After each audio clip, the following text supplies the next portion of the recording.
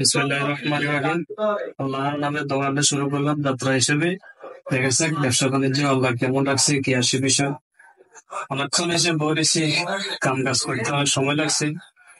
অনেকটা কাস্টমার আইতো, ব্যবসাটা শুরু হয়তো মনে একটা ফিলিংস। কারি সাহেব, চলেন মোশারফের দোকান থেকে ঘুরে আসি। দোকান তো মাঝে ভালো সাজাচ্ছে নাকি? যাই হোক, আমার ব্যবসায় দেখ বসেন। কি অবস্থা কাইসাব? কাউন্সিল ভাই, কি অবস্থা আপনার? কেমন আছেন? কবে আইছেন আপনারা? তখন আপনার করে কি দিয়ে অবস্থা? দুজনে ভালো আছি। আবার দিনে আমাকে তো হয় রং চা খাইবেন না দুধ চা খাইবেন, কোনটা খাইবেন? ওই যে এক কাম করেন, দুধ চা দিন না, রং চা থাকলে দুটা দিন, একটু চিনি কম দিয়ে বানা দিন। এক কাপ।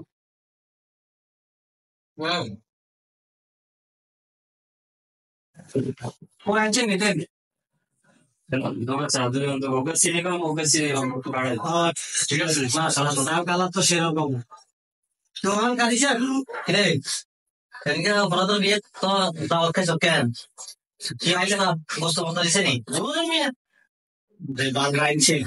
মতামত আরো আছে বাবা, এই তো মতামত আরো বালা। মানুষ বলে খানা দেয়, এটা আরো বালা। কি দিছে?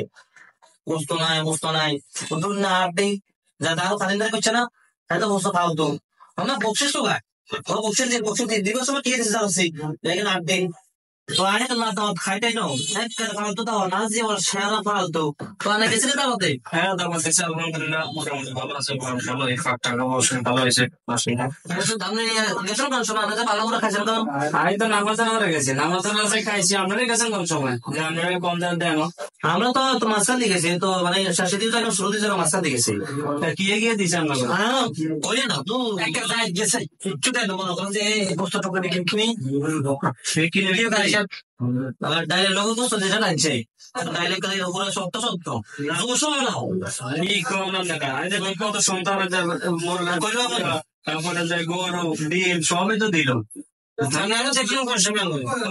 আমি তো দেখলাম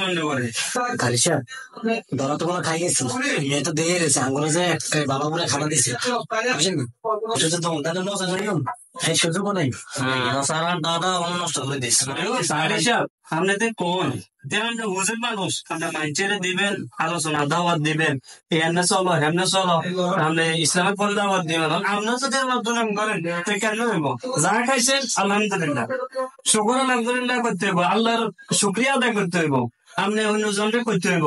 মানে আপনি যদি বন্ধন করেন তো অন্যজনে বলেন আপনার কাছে কি শিখবো? কি চলছাই আমি একটা নষ্ট করে দিচ্ছি।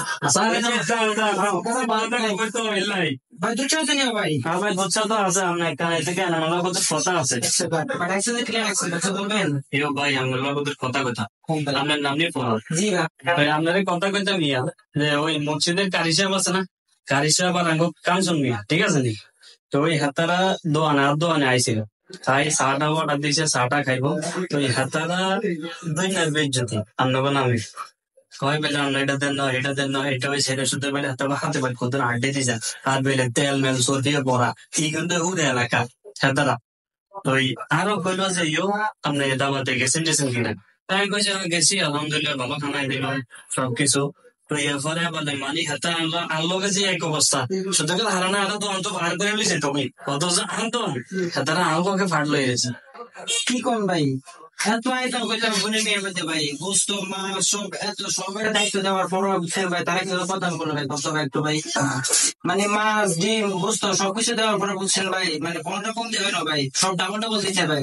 আর মানুষ 3-4 করে দিচ্ছে ভাই, তার জন্য ভালো ভালো খাওয়ার জন্য তারা কিন্তু প্রদান করলো কোন ভাই, মানে কি বলবো আমার এখন তো ভাই।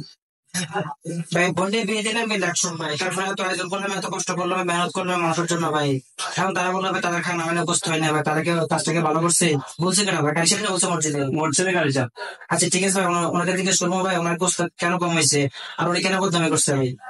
শুনেছে জিজ্ঞান সমস্যা না। আচ্ছা ওকে ভাই, কেন একটা দিছি বেদাল লাগাই একটা যে কারি সাহেবের